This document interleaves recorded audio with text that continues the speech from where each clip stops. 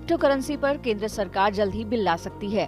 राज्य सरकार में वित्त राज्य मंत्री अनुराग ठाकुर ने इसकी जानकारी दी।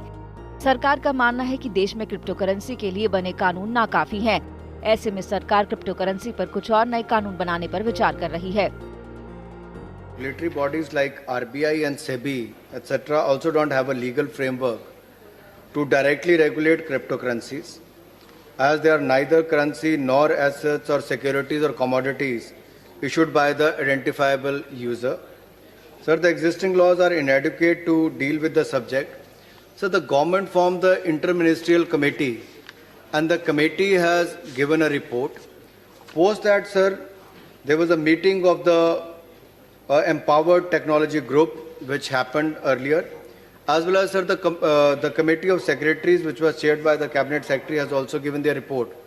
Sir, the bill is being finalized and would be sent to the Cabinet soon. जिस हिसाब से साइबर क्राइम बढ़ रहा है, उस हिसाब से देखा जाए तो एक कानून की आवश्यकता है जिससे निवेशक को सुरक्षा प्रदान की जा सके। साथ ही साथ इसमें ये भी देखना जरूरी है कि जो आपराधिक तत्व हैं वो इस डिजिटल करेंसी का गलत इस्तेमाल ना कर सके।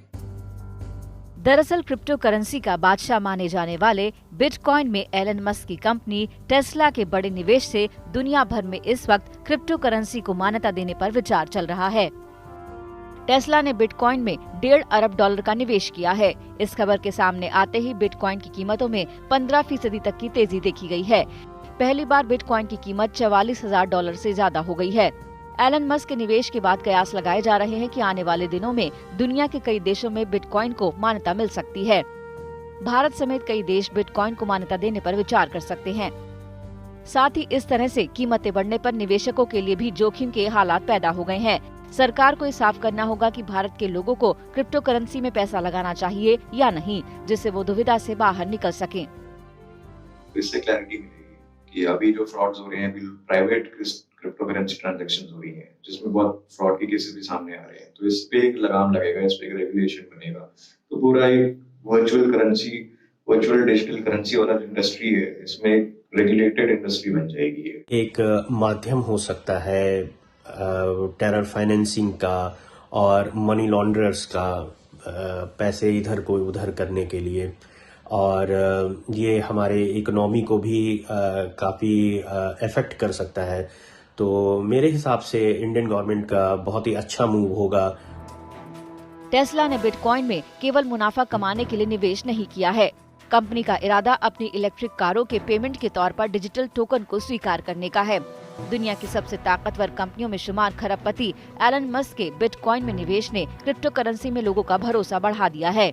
दावा किया जा रहा है कि साल के आखिर तक S&P 500 कंपनियों में से कम 10% का बिटकॉइन में निवेश होगा, जबकि मनी लॉन्ड्रिंग और धोखाधड़ी की वजह से क्रिप्टो करेंसी की काफी आलोचना भी की जाती रही है। क्रिप्टो करेंसी में निवेश का सिलसिला टेस्ला तक सीमित नहीं है। कुछ और कंपनियों ने भी भारी भरकम निवेश इन करेंसीज में किया है। माइक्रो स्ट्रैटेजी ने इस पर करीब $1.1 बिलियन खर्च किए हैं।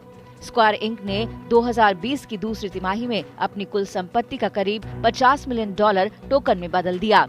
लेकिन बिटकॉइन के साथ विवाद और तारीफ दोनों जुड़े हुए हैं। इसकी अनिश्चितता भी लोगों को इससे डरने के लिए मजबूर करती है।